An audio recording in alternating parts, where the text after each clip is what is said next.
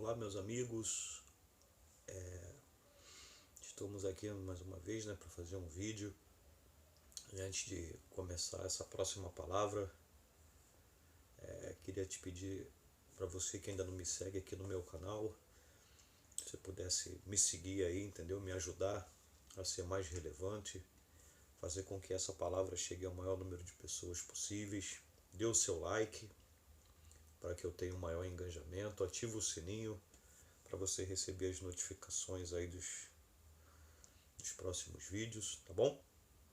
Compartilhe essa mensagem aí com o maior número de pessoas possíveis, no seu WhatsApp, no seu Facebook, no seu Instagram, nas suas redes sociais, enfim, E hoje eu gostaria de falar sobre o tema principal para nós cristãos, E se você ainda não conhece, eu quero falar sobre quem é Jesus. Então, eu gostaria de falar sobre o meu Senhor, aquele que deu a vida por nós lá na cruz, para que através da morte dele nós pudéssemos ter vida. Gostaria de convidar a você então para abrir na sua Bíblia aí comigo no livro de Mateus, capítulo 16, nós vamos ler do verso 13 até o verso 17, tá bom? As Sagradas Escrituras dizem assim, verso 13: Indo Jesus para os lados de Cesareia de Filipe, perguntou a seus discípulos: Quem diz o povo ser o Filho do Homem?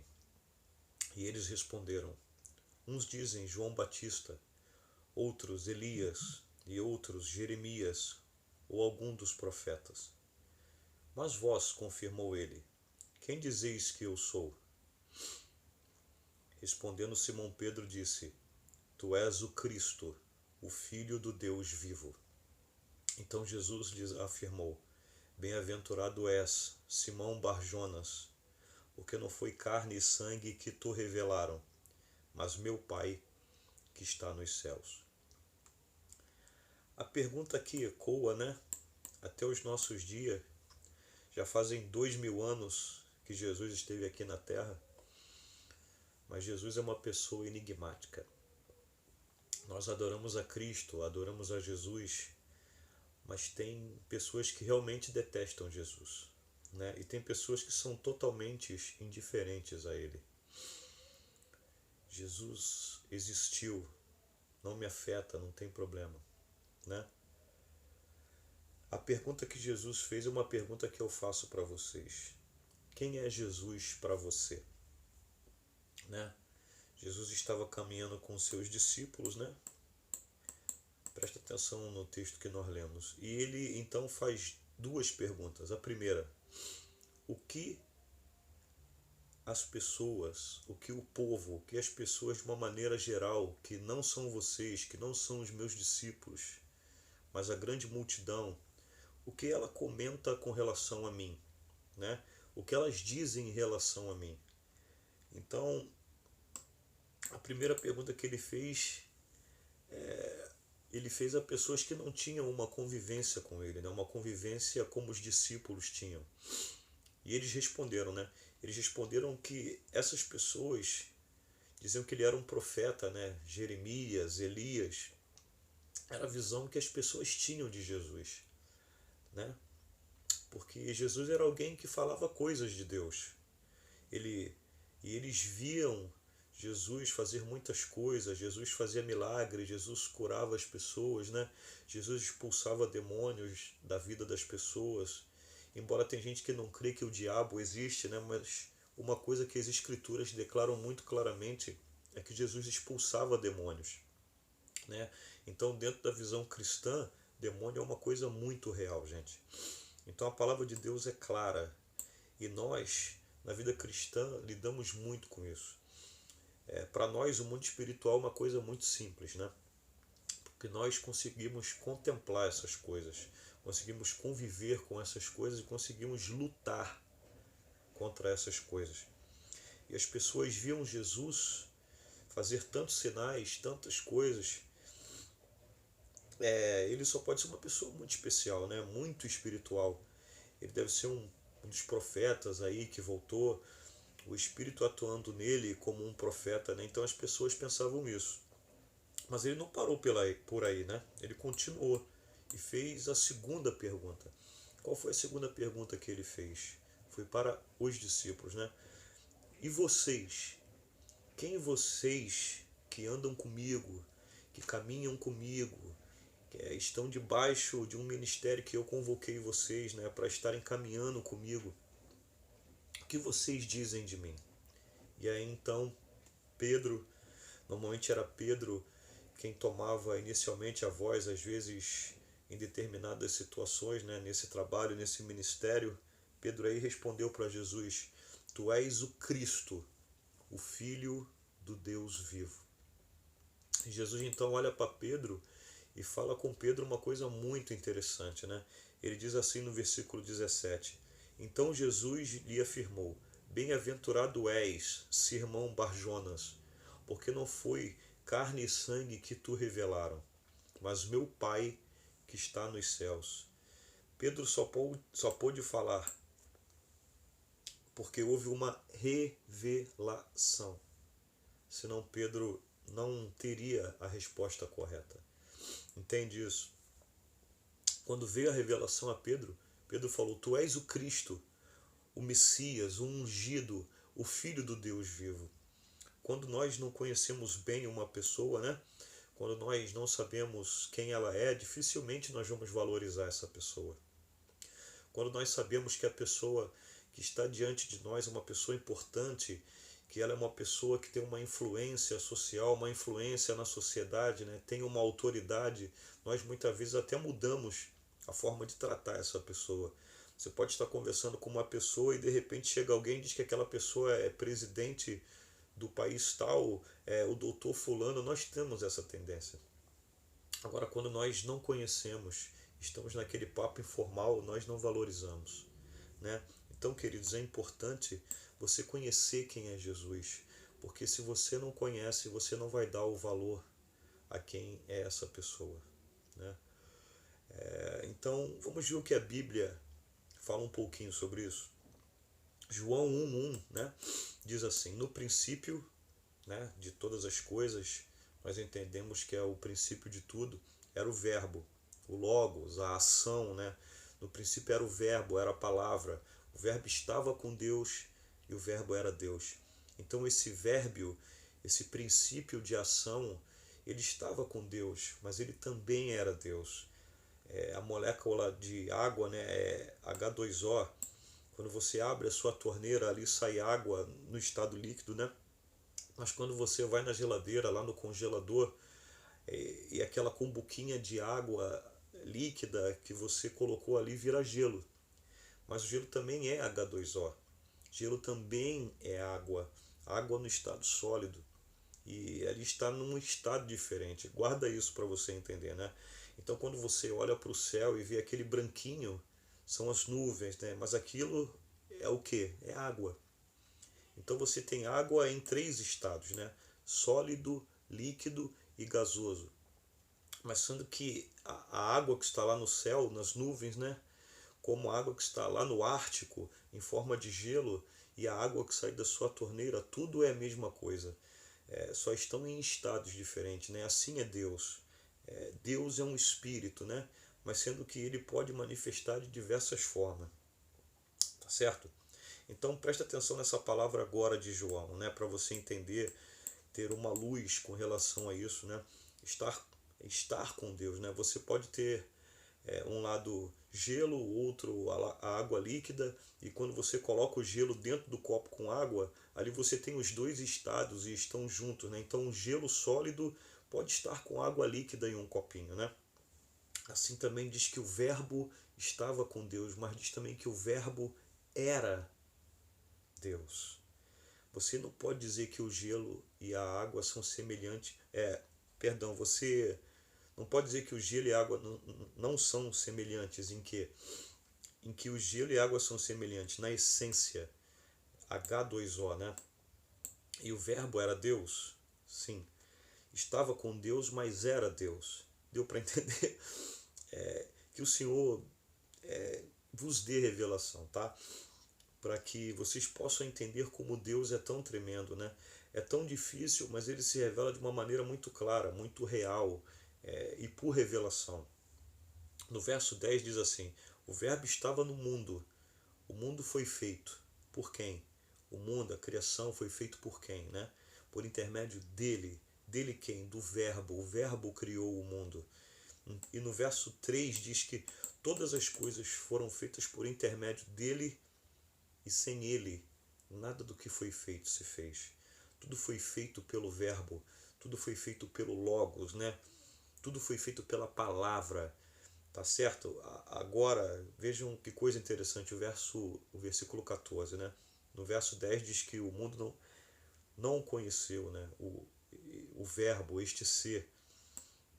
O verbo 14 diz: e o verbo se fez. Que? Mas o verbo não criou todas as coisas. O verbo estava com Deus e o verbo era Deus, né? E esse verbo fez o quê? Se fez como você é. Carne e habitou. E habitou onde? Entre nós, cheio de graça e de verdade, e vimos a sua glória. Isso João falando, né? Que era um dos apóstolos, né? As pessoas viram a sua glória, glória do verbo, glória como do unigênito do Pai. O que é unigênito? O único filho. Quem é o unigênito do Pai? O único gerado, né? O único gerado é Jesus Cristo, Filho de Deus, o Criador de todas as coisas. Quem é esse Jesus? Ele é o Filho de Deus, né? Ele é o Criador de tudo. Ele é quem cria tudo. Toda a criação foi feita por Ele, e sem Ele nada do que foi feito se fez. Jesus não é qualquer um, irmão. Jesus não é um dos profetas. Ele é Deus que veio à Terra. Mas Ele veio com uma missão, e nós precisamos entender qual a missão de Deus, né? Filipenses 2, de 6 a 8, diz assim, ele diz uma coisa muito interessante também. Cristo Jesus, subsistindo em forma de Deus, não julgou com usurpação o ser igual a Deus. Antes, a si mesmo se esvaziou, assumindo a forma de servo, tornando-se em semelhança de homens e reconhecido em figura humana.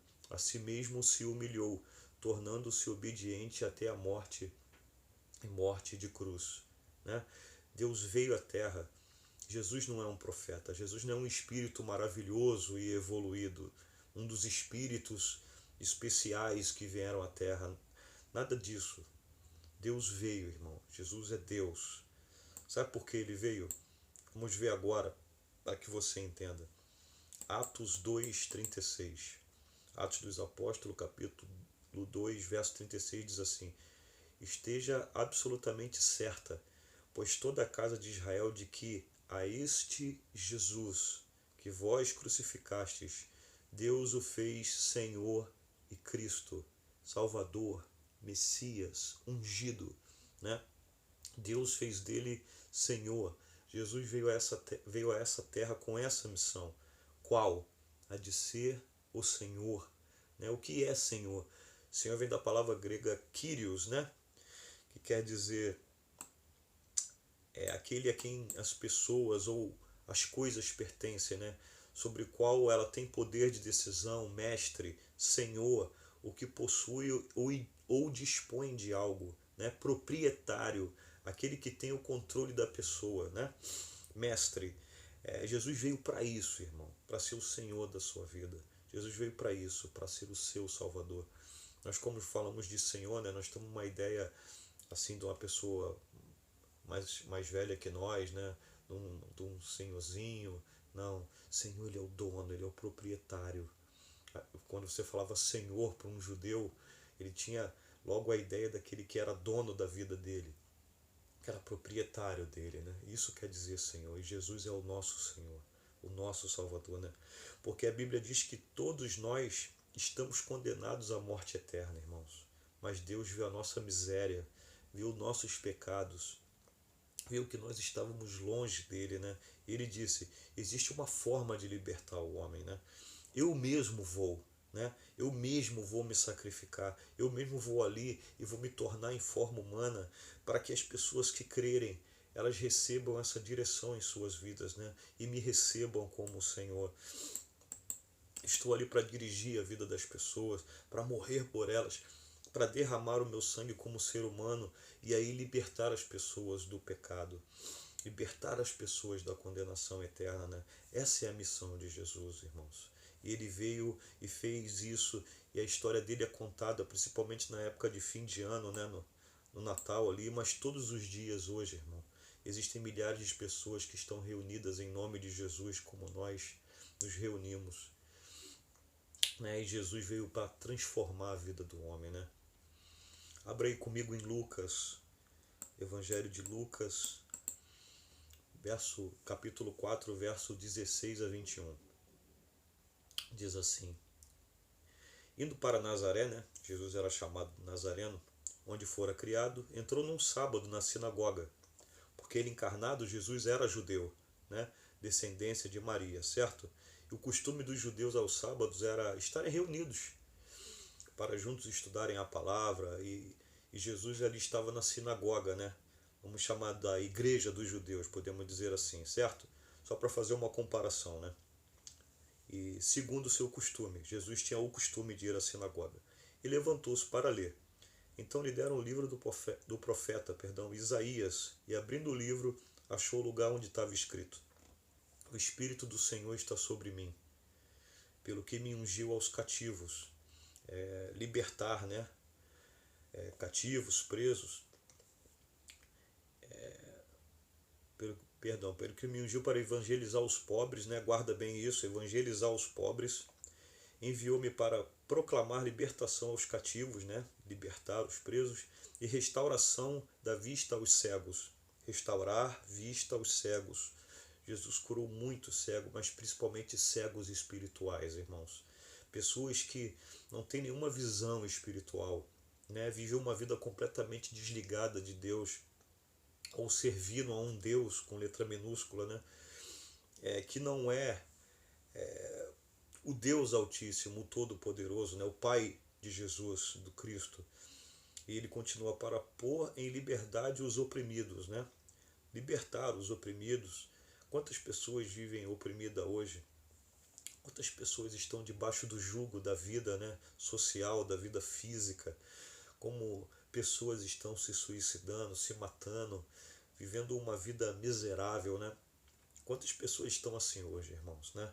Não tem prazer em viver porque vivem uma péssima vida debaixo de opressão. Mas Jesus veio para libertar essas pessoas. E ele continua, verso 19: E apregoar o ano aceitável do Senhor. Alguém sabe o que significa ano aceitável do Senhor? Era o ano chamado Jubileu, né? Onde havia perdão, era o ano do perdão. E ali então as pessoas que estavam presas, escravas, eram libertas. Quantas pessoas escravas hoje, né? Escravas de vícios, escravas de sentimentos, escravas de coisas, né? Pessoas que infelizmente vivem debaixo de uma situação dessas, né? João 10,10 diz assim: O ladrão veio somente para roubar, matar e destruir. Eu vim para que tenham vida e a tenham em abundância. Jesus quer dar vida, mas vida nós já temos, né? Mas então que vida que ele quer dar?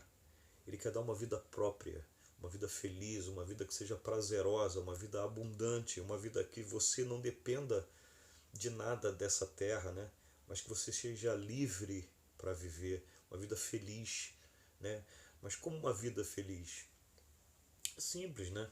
Você às vezes vai passar por tribulações, pelas aflições da vida que todos nós passamos, né? Mas essas aflições, essas situações que vêm sobre nós, essas situações difíceis, elas não nos abatem, né? Elas não nos desanimam, porque em você vai haver uma força maior para que você vença toda e qualquer tribulação que venha sobre você. Quando você tem Cristo na sua vida, você não se abate. Essa é a diferença do cristão para quem ainda não entregou a sua vida para o Senhor. O não cristão, ele passa pelas situações sozinho. Nós temos a Jesus para passar nossas tribulações conosco, né? E quando vem notícia ruim, né? Você olha e diz: Senhor, Tu és comigo. E o Senhor vai me dar a vitória sobre essa situação. É o Senhor, e o Senhor vem dar, gente. Entendeu? Quando acontece dele te dar uma vitória como você não esperava, mas você descansa nele, porque sabe que ele é contigo, né? Essa é a vida abundante. Muitas pessoas hoje estão vivendo uma vida destruída e uma vida arrebentada, uma vida sem esperança. Por quê? Porque está faltando Jesus Cristo entrar na tua vida, né? E ser Senhor da tua vida, meu querido, minha querida. Ah, mas Jesus, eu vou à igreja e tal, o Senhor Jesus, entendeu? Mas Jesus diz: por que me chamais Senhor, Senhor, e não fazeis o que eu vos mando? Não adianta dizer que Jesus é o Senhor, gente, se você não se sujeita, se você não se submete a Ele. Mas a partir de agora, se você se submeter ao Senhor, com certeza você vai experimentar o melhor dessa terra, né? Eu não sei qual é o seu problema, mas de uma coisa eu sei: tem solução. Entendeu? Se você entregar a tua vida ao Senhor, confiar nele, você vai ver que ele vai agir, ele vai atuar. Não importa o grau de dificuldade, não importa o grau de cativeiro, de opressão que você está vivendo. Porque muitas vezes você está tendo liberdade de ir e vir, mas dentro de você não tem liberdade para viver essa vida feliz, né? Dentro de você sabe, eu não preciso falar. Eu não sei o que é, mas você sabe o que te prende, o que te amarra, o que te impede de caminhar, de prosperar, né? De viver uma vida de paz, cheia do amor de Deus, onde você não espera nada dos homens, mas você depende de Deus e espera em Deus. Irmão, Jesus foi o maior presente de Deus para o homem, porque ele veio fazer tudo isso aqui. Ele leu uma passagem que falava dele, né? Isso há mais de 3.000 anos atrás. Está aqui no livro de Isaías, né? Jesus leu e falava dele. O Espírito do Senhor está sobre mim, me ungiu para evangelizar os pobres. Porque os pobres, o rico está lá. Os ricos do Brasil, né? Vocês têm notícia do que eles estão fazendo. E os pobres estão nas filas dos hospitais, têm dificuldade de receber um salário melhor, né? Quem será por eles? Jesus. Porque quando Jesus está na vida do pobre, ele prospera. Prosperidade que eu falo aqui não é você ficar rico, não, irmão. É você ser pleno em todas as áreas da tua vida. Entendeu? Prosperar não é ficar rico. Prosperar é ter para si e ainda ter liberdade para abençoar alguém. Entendeu? Jesus Cristo, ele veio e morreu. E aí? Acabou? Não. Jesus Cristo, ele veio, diz a palavra que ele ressuscitou, irmão, e ele vive. Temos muitas das vezes a imagem da cruz, né, com Jesus pregado lá. Deveria ser só a cruz vazia, que Jesus não ficou ali, ele ressuscitou, ele vive, Jesus está vivo, irmão. Entendeu? Ele não ficou no túmulo. Os grandes homens aí que as pessoas seguem, né, Allan Kardec, Buda, Maomé, o túmulo dele está lá, gente. Os restos mortais deles estão lá, mas o túmulo de Jesus está vazio. Se você for lá em Jerusalém agora e visitar o túmulo de Jesus, você vai ver que o túmulo está vazio. Ele ressuscitou, gente. Ele vive, e ele disse assim, ó: porque onde estiverem 2 ou 3 reunidos em meu nome, eu ali estou no meio deles, né? Ele está onde tiverem 2 ou 3 reunidos no nome dele.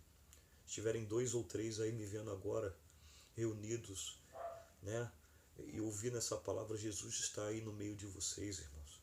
Ele só está esperando você. Tá? Ele disse assim: eis que estou à porta. Se alguém abrir, eu entro e vou fazer uma refeição com ele. Refeição fala de pacto, sabia?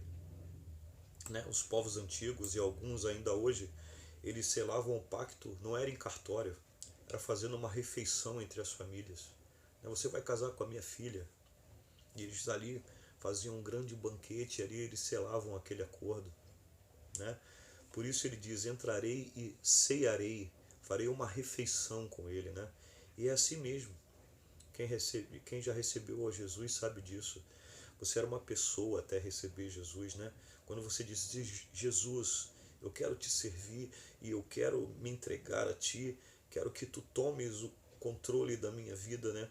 Aquela vida toda em frangalhos, cheia de pecados, toda destruída, aquela vida porcaria. Às vezes nem a família te queria mais, irmão, mas Jesus entrou lá.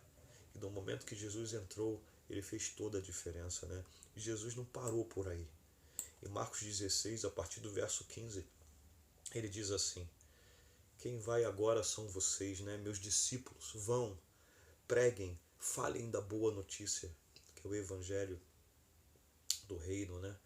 No 17 ele diz: estes sinais hão de acompanhar aqueles que creem em meu nome, expelirão demônios. Tem gente que não crê, mas é missão de Jesus expelir demônio.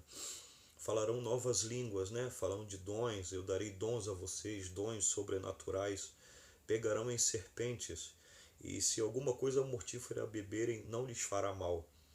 Mas se impuserem a mão sobre os enfermos, eles ficarão curados, né? Ele deu essa missão para os verdadeiros seguidores dele, gente. Então, querido, eu queria dizer para você que não tinha a menor ideia de quem era Jesus, né? Você tem a oportunidade de saber quem ele é. Ele é a pessoa mais importante do mundo e ele veio, morreu por você. Morreu, mas antes ele foi vencedor sobre tudo, né? Ele se tornou Senhor para governar a sua vida, dirigir a tua vida, para que a tua vida não seja mais uma bagunça, mas que seja dirigida pelo próprio Deus. Então, se você ainda não entregou a sua vida para Jesus, quer fazer isso pela primeira vez, ou se você já sabe quem é Jesus, mas por algum motivo você se desviou, irmão, restaure agora com o Senhor. Você que ainda não entregou, entregue agora a sua vida para o Senhor. Eu quero orar por vocês, que o Espírito Santo possa entrar agora com essa convicção, porque é Ele quem convence o homem do pecado, da justiça e do juízo. Então, Senhor, eu entrego esse irmão, essa irmã, essa família que agora está entregando ou restaurando a vida contigo, Senhor. Escreva o nome deles no livro da vida, Pai, e que esse nome não seja mais apagado de lá, e fortalece a fé deles, para que agora em diante eles possam dar esse passo tão importante que é entregar a vida para Ti, e que o Senhor seja o único, exclusivo e suficiente Senhor da vida deles, Pai.